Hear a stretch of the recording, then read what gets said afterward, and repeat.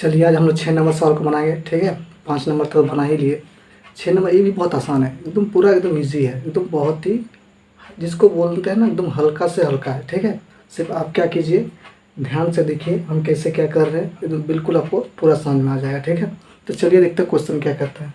Question कहता है दवा का एक कैप्सूल, दवा का एक क्या है, कैप्सूल है, एक बेलन के आकार का है।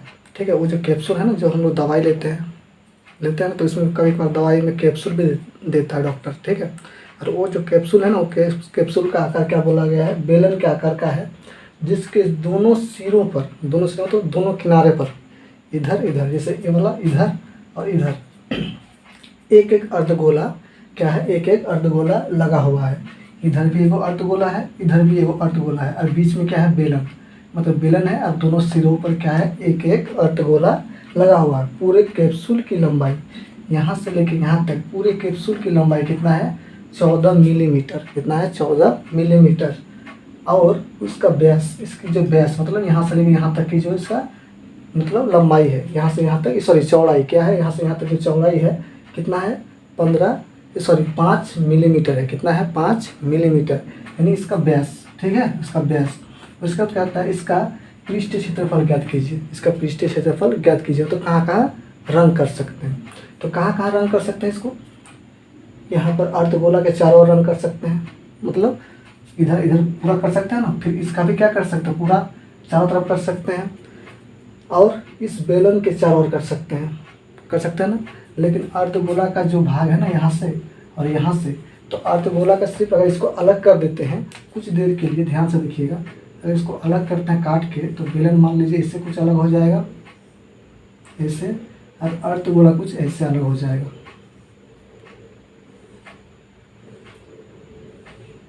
होगा कि नहीं, जैसे दोनों को ज्वाइन करेंगे मेरा कैप्सूल बन जाएगा। यानी इधर एगो अर्धगोला है, इधर एगो अर्धगोला है कि नहीं है। ठीक है, तो इस अर्धगोला में कहाँ कहाँ रंग कर सकते हैं, देखिए यहाँ इस वाला एरिया पर तो रंग कर ही नहीं सकते। क्यों, क्योंकि इसके अंदर दवाई भरा होगा और पूरा सेट है, तो अंदर तो हम लोग घुसा नहीं सकते, तो बंद है। लेकिन इसके चारों ओर रंग कर सकते हैं, मतलब इसका क्या हो जाएगा, वक्र पृष्ठ क्षेत्रफल किसका, अर्धगोले का। और इसी प्रकार का एगो इधर भी है, तो इसका वक्र पृष्ठ क्षेत्रफल हो गया। ठीक है, इस बेलन का यहाँ नहीं रंग कर सकते, यहाँ नहीं रंग कर सकते, खाली जगह है, क्योंकि जब कैप्सूल है तो उसके अंदर कुछ भरा हुआ तो खाली होगा। कहाँ रंग कर सकते हैं, इसके बाहर यहाँ पर, यानी इसका वक्र पृष्ठ क्षेत्रफल किसका, बेलन का। तो सिंपल से यदि हमको इस पूरा कैप्सूल का पृष्ठ क्षेत्रफल निकालना है तो क्या करना पड़ेगा, अर्धगोले का पृष्ठ क्षेत्रफल, फिर अर्धगोले का पृष्ठ क्षेत्रफल, फिर क्या हो जाएगा, यानी वक्र पृष्ठ क्षेत्रफल, उसके बाद ईटो क्या हो जाएगा, बेलन का वक्र पृष्ठ क्षेत्रफल। समझ में आ गया कि नहीं आया, कोई दिक्कत। ठीक है, अब क्या कर सकते हैं, हम लोगों को पहले जानना पड़ेगा कि ये जो बेलन है ना, बेलन, इसकी त्रिज्या कितना है, क्योंकि जब इसका वक्र पृष्ठ क्षेत्रफल निकालेंगे तो इसका त्रिज्या का जरूरत पड़ेगा, वैसे बेलन में भी त्रिज्या का जरूरत पड़ेगा। तो जो बेलन का त्रिज्या होगा वही अर्धगोले का होगा कि नहीं होगा, क्योंकि अर्धगोले का साइज और बेलन के मुंह का साइज अगर दोनों बराबर नहीं होगा तो फिर दोनों सेट होगा, छोटा बड़ा होने से नहीं ना होगा। तो इसका मतलब इसका त्रिज्या और इसका त्रिज्या, दोनों का त्रिज्या सेम होना चाहिए, इसका त्रिज्या दोनों का सेम होना चाहिए। समझ में आया कि नहीं आया, यानी इनका और इनका तीनों का त्रिज्या समान होना चाहिए, तभी तीनों आपस में क्या हो जाएगा, सेट हो जाएगा पूरी तरह से। समझ में आ गया। तो चलिए देखते हैं त्रिज्या कैसे निकालेंगे। तो सबसे पहले क्या बोले हम, फिगर तो आप देख लिए। अब बोलेंगे सर इसमें पकड़ेंगे कैसे कि कहाँ तक क्या है, अर्धगोला है, कहाँ तक क्या है, बेलन है। तो हम क्या जानते, बेलन जो जानते हैं हम लोग, बेलन हमेशा सीधा होता है, क्या होता है, सीधा। और अर्धगोला क्या होगा, इसे टेढ़ा होकर घूम के टेढ़ा हो जाएगा, नहीं हो जाएगा। तो जहाँ तक सीधा है वहाँ तक बेलन, जैसे यहाँ तक सीधा है बेलन, इधर इसी तरह घूम गया यहाँ से सीधा हो रहा है, तो मान लीजिए यहाँ तक लास्ट बेलन, यहाँ से यहाँ तक है, और इधर से क्या हो जाएगा, अब यहाँ जहाँ तक सीधा है वहाँ तक बेलन, फिर इधर जहाँ तक सीधा है वहाँ तक बेलन।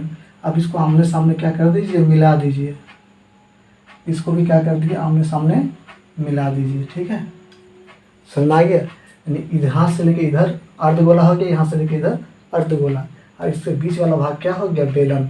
समझ में आ गया। लेकिन आप बोलेंगे सर कि ठीक है, तो अब बेलन का ऊंचाई भी तो चाहिए हमको, सूत्र के हिसाब से चाहिए ना। तो बेलन का ऊंचाई मतलब क्या, ये वाला ऊंचाई, जब इसको खड़ा कर देंगे तो यही वाला ऊंचाई हो जाएगा बेलन का, होगा कि नहीं होगा। ऊंचाई इसी में कन्फ्यूजन हो जाता है कि सर ऊंचाई कैसे हो गया। तो इसको सीधा कर दीजिए, इसे खड़ा कर दीजिए, तो ये वाला ऊंचाई हो जाएगा बेलन का, हो जाएगा ना। तो इसको कैसे निकालेंगे, तो यहाँ से लेकर टोटल कितना है 14 मिलीमीटर, तो इसका कैसे निकालेंगे, तो इसका निकालने के लिए हमको ये दोनों का क्या निकालना पड़ेगा, ऊंचाई निकालना पड़ेगा ना। तो हम लोग जानते हैं कि इसका त्रिज्या जितना होता है उतना ही इसका ऊंचाई होता है। तो त्रिज्या कैसे निकालेंगे, तो देखिए इसका यहाँ से व्यास कितना है 5 मिलीमीटर, तो ये भी कितना होगा 5 मिलीमीटर। जब यहाँ से लेके तो 5 मिलीमीटर है तो ये भी तो 5 होगा, नहीं होगा, तो ये भी तो 5 होगा। समझ में आ गया, आया कि नहीं आया, ठीक है। अब आपसे बात करते हैं कि जब यहाँ से लेके यहाँ 5 है तो त्रिज्या कितना हो जाएगा, 5 को आधा कर देंगे यानी कितना हो जाएगा, यहाँ से अगर बात करेंगे तो 2.5 मिलीमीटर यानी 2.5 मिलीमीटर हो जाएगा। फिर इसको भी अगर आधा करेंगे तो हमारा कितना हो जाएगा 2.5 मिलीमीटर यानी 2.5 मिलीमीटर। तो इसका ऊंचाई भी कितना हो जाएगा, यहाँ से लेके 2.5 मिलीमीटर। समझ में आया, हम बताए थे ना पहले ही कि अर्धगोले का त्रिज्या जितना होता है उतना ही उसका ऊंचाई भी होता है ना, या फिर गहराई भी बोल सकते हैं। इसी प्रकार यहाँ पे क्या हो जाएगा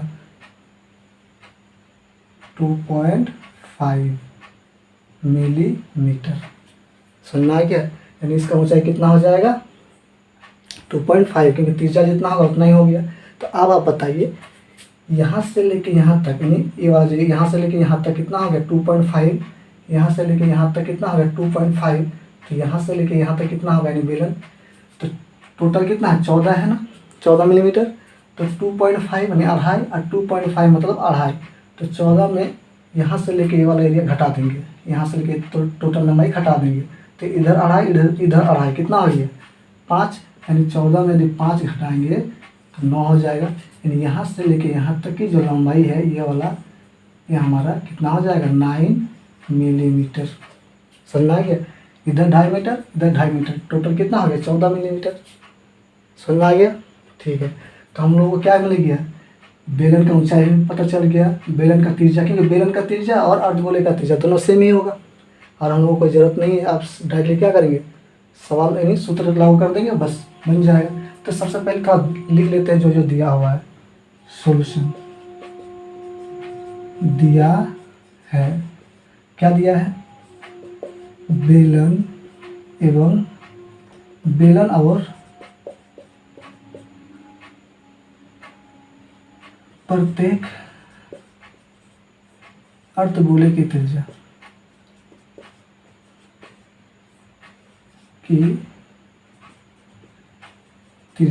कितना हो जाएगा, यानी R बराबर 2.5 मिलीमीटर। समझ आ गया, त्रिज्या निकाल चुके हैं 2.5, बेलन का हो जाएगा और इधर अर्धगोले का भी हो जाएगा, प्रत्येक अर्धगोले का, ठीक है, यानी 1 2 है, ठीक है, कोई दिक्कत नहीं है। इसी प्रकार लिखेंगे बेलन की ऊंचाई तथा बेलन की ऊंचाई मतलब h, बेलन का ऊंचाई यही वाला काम करेगा ना 9 मिलीमीटर। जब इसको खड़ा कर देंगे तो ये वाला ऊंचाई बन जाएगा, ठीक है। तो जब क्या हो गया हम लोगों को बेलन का ऊंचाई मिल गया, बेलन की त्रिज्या अर्धगोले की त्रिज्या पता चल गया। अब डायरेक्टली क्या कर सकते हैं, सूत्र लगा देते हैं, लिखेंगे। अब क्या लिखेंगे, पूरे कैप्सूल का